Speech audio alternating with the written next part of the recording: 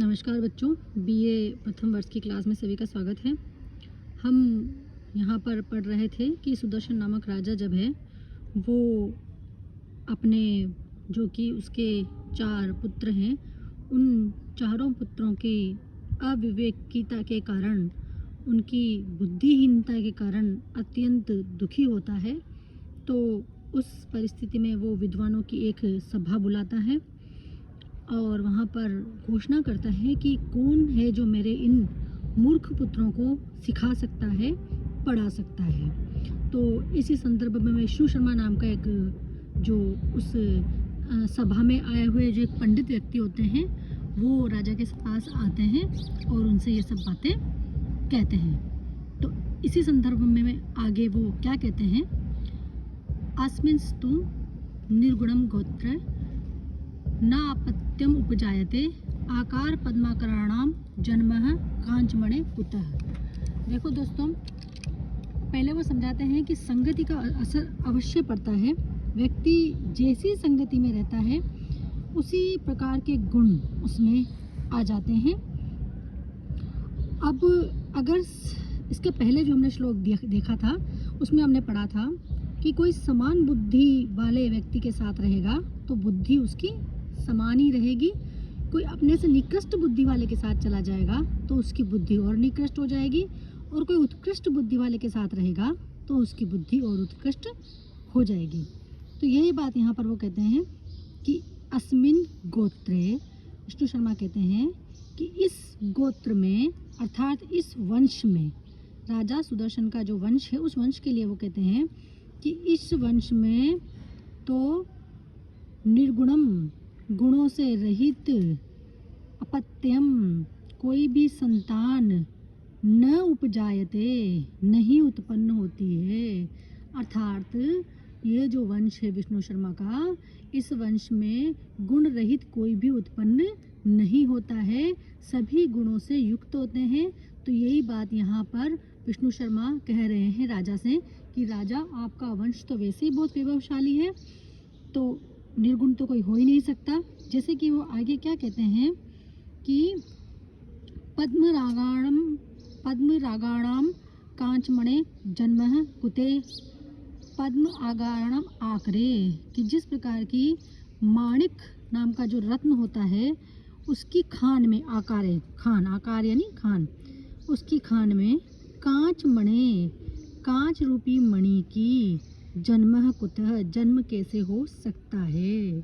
यहाँ पर विष्णु शर्मा समझाने का प्रयत्न कर रहे हैं कि आप बुद्धिमान हैं हे राजन, तो निश्चित रूप से आपकी संतति भी बुद्धिमान ही होगी, क्योंकि इतने गुणों से युक्त जो आपका ये गोत्र है वो निरर्थक लोगों को उत्पन्न नहीं कर सकता।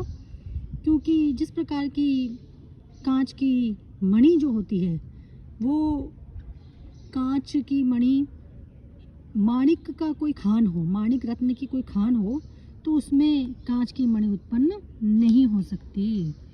यहाँ पर क्या है, विष्णु शर्मा को राजा के जो उदंड और जो पुत्र थे उनसे उम्मीद बनी थी, क्योंकि वो सोचते हैं कि राजपुत्र जो हैं उनको सुयोग्य बनाया जा सकता है, क्योंकि सद्गुणों के प्रति आस्था दिखाने में श्रेष्ठ गुण, सद्गुणों के प्रति इनका प्रेम होगा भी क्यों नहीं, आखिर गुणी राजकुल में इनका जन्म हुआ है। यहाँ निर्गुणी का जन्म उसी प्रकार असंभव है जैसे पद्मराग की खान में कांचमणि का जन्म नहीं हो सकता। कहने का तात्पर्य यहाँ पर यह है बच्चों कि जिस प्रकार की पद्मराग मणि के खान में किसी भी प्रकार से कांच की मणि का जन्म नहीं हो सकता, उसी प्रकार से यहाँ पर बुद्धिमान, एकदम जो बुद्धिमान जो राजा का कुल है, उस गुणों से युक्त लोगों का राजा का कुल है, उस कुल में कोई भी मूर्ख व्यक्ति उत्पन्न नहीं हो सकता। ये बात यहाँ पर बताई गई है। आगे वो कहते हैं, अतो अहम षण्मासाभ्यंतरे तव पुत्रान नीति शास्त्र अभिज्ञान करिष्यामि। तो अब विष्णु शर्मा क्या कहते हैं, विष्णु शर्मा राजा को सब बातें बता देते हैं कि आप एक अच्छे कुल के हो, आपके पुत्र भी अच्छे कुल के हैं, निश्चित रूप से ये संपन्न होंगे, सक्षम होंगे ज्ञान प्राप्त करने में। तो अतो अहम, इसलिए मैं षण्मासम अभ्यंतरे 6 महीने के अंदर ही तव पुत्रान तुम्हारे पुत्रों को नीति शास्त्र का अभिज्ञान करिष्यामि करा दूंगा।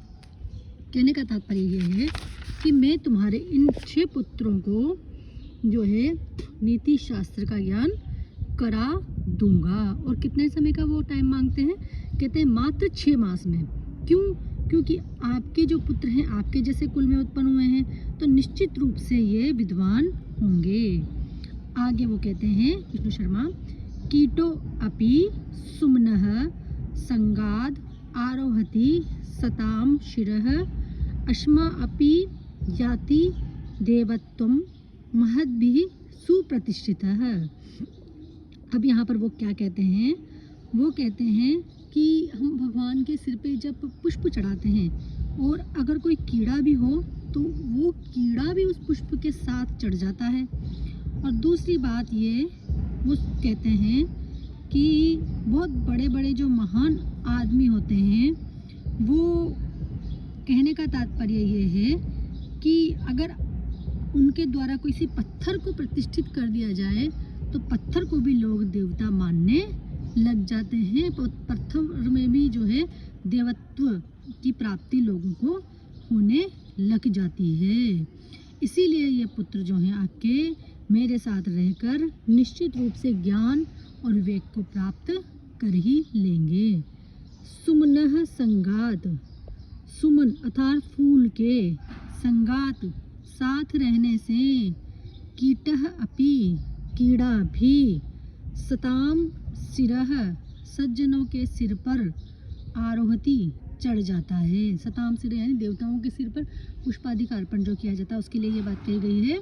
महद भी सुप्रतिष्ठित, महान व्यक्तियों के द्वारा सुप्रतिष्ठित किया गया। अश्मा अपि देवत्वम याति, कि अश्मा अपि पत्थर भी, अश्मा यानी पत्थर, देवत्वम यापि किसको प्राप्त कर लेता है? देवत्व को प्राप्त कर लेता है। यदि कोई महान व्यक्ति किसी पत्थर को प्रतिष्ठापित कर दे और ये कहे कि इसमें देवता निवास करते हैं तो उस बात को लोगों के द्वारा स्वीकार कर लिया जाता है। अर्थात पुष्पों के साहचर्य से कीड़ा भी सज्जनों के मस्तिष्क पर चढ़ जाता है। और कोई प्रतिष्ठित व्यक्ति अगर किसी पुष्प को किसी पत्थर को अगर देवता के रूप में स्थापित करता है, किसी पाषाण खंड को, तो अन्य जो लोग हैं वो भी उसकी देवता मान करके पूजा करने लग जाते हैं। कहने का तात्पर्य यहाँ पर सज्जनों की सत्संगति के बारे में विष्णु शर्मा कहते हैं कि आपके जो पुत्र हैं वो मेरे साथ रहकर नीति शास्त्र विषयक और सभी ज्ञानों को प्राप्त करने में पूरी तरह से सक्षम हो जाएंगे और हर प्रकार से वो ज्ञान को प्राप्त कर लेंगे। यथा उदे गिरे द्रव्यम सन्निकर्षेण दीप्यते तथा सत्य सन्निधानेन हीनो वर्णो अपि दीप्यते।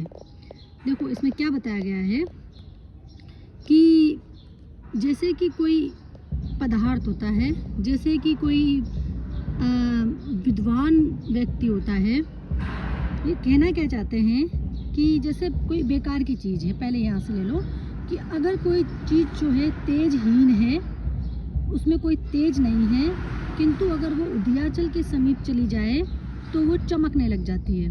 उसी प्रकार मूर्ख व्यक्ति भी श्रेष्ठ व्यक्ति के संपर्क में रह करके विदुष्य को प्राप्त कर लेते हैं।